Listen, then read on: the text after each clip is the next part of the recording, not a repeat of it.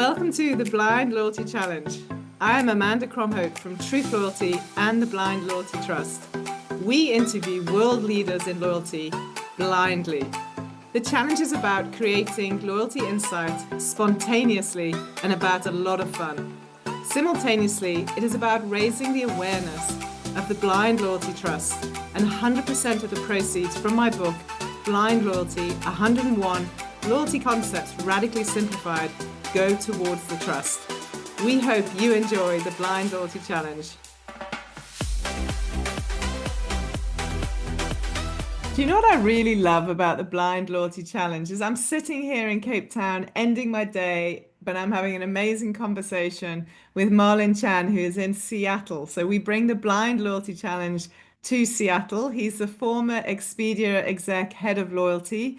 And I'm really delighted to have you. You are tagged by Len Laguno, so you can blame Len. Welcome to the Blind Loyalty Challenge. Thanks for having me, Amanda. Excited to be here. So it's early-ish in the morning for you. So your first question is going to get you straight out of the starting blocks. And it was actually set by Len. So those of you who know Len Laguno know that that's not going to be an easy question because he's a really smart guy. But in Blind Loyalty, chapter 95, we have a whole chapter on liability, and there's no one else who is a contributor other than Len Laguno to that. So his question is, why do loyalty programs not invest in de-risking points liability? And that sounds very much like a Len question, and we've had many of these. Yep.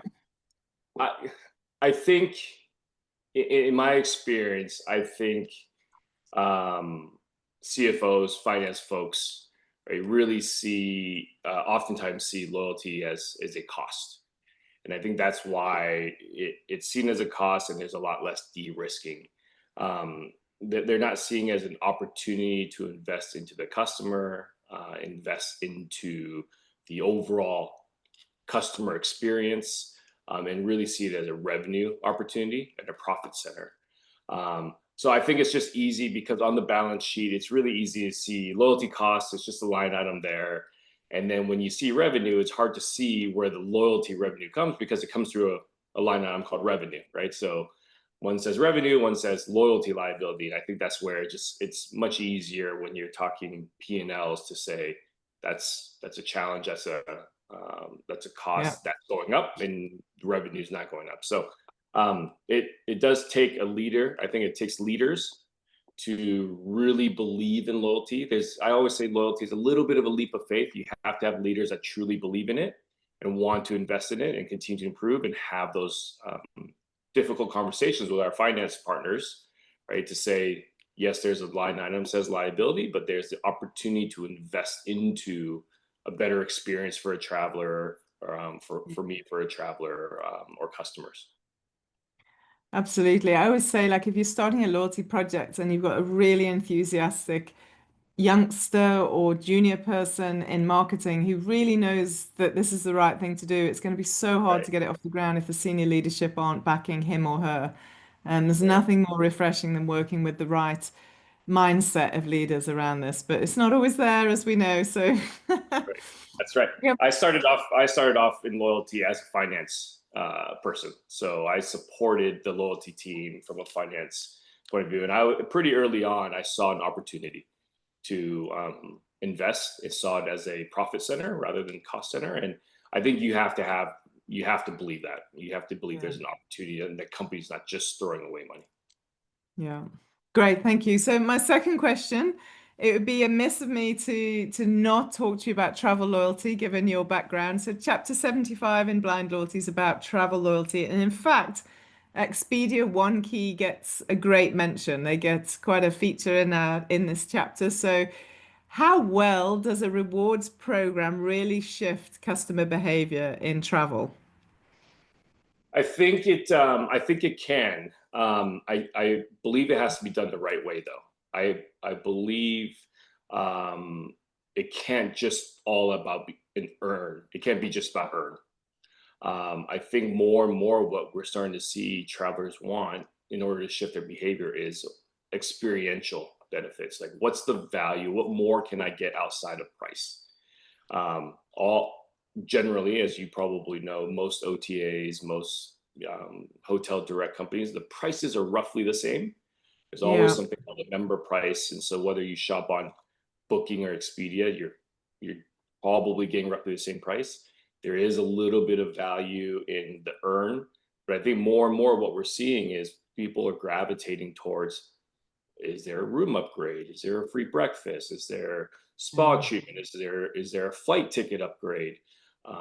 Is a yeah, concierge great, right? What can the concierge help me with? And so I think for travel companies to really succeed, um, we have to start thinking about what's in that space, right? How do we make that experience just much better for the traveler so that they come back to you over and over again? yeah, yeah. Without question. No one's going to remember the few extra points, but they'll remember the Right, upgrade for sure. Absolutely. right, Beautiful. right. Okay, my last question is more of a personal question. So, what has been your most exciting loyalty innovation that you've experienced personally? My most exciting innovation. Um, I don't know if it's necessarily innovation, but I'll say what program I really like and why. There's a company around here based in Seattle called Nordstrom. It's kind of a higher end fashion retailer, right? Similar to like Yeah. a Saks. Did you Um, say but Nordstrom? Nordstrom, right? I think what I they know do it. Yeah. extremely well, yeah, what they do extremely well, I think, is it's loyalty program like others, but they do a very good job of adding high value, high perceived value benefits that don't really cost them anything.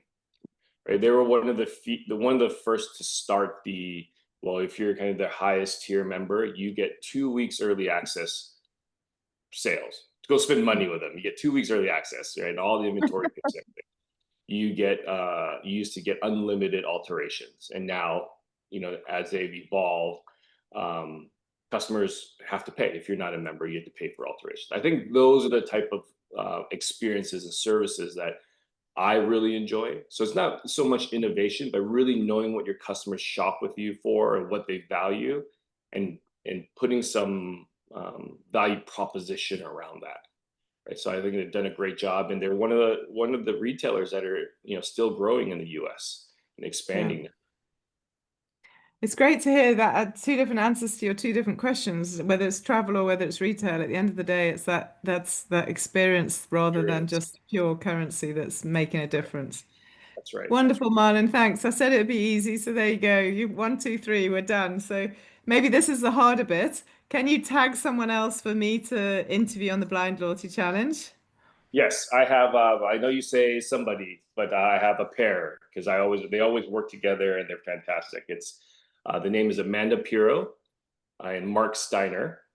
They are consultants by trade, but several years ago they started their own loyalty consulting firm. Amazing folks. They help a lot of companies. I've worked with them for a while.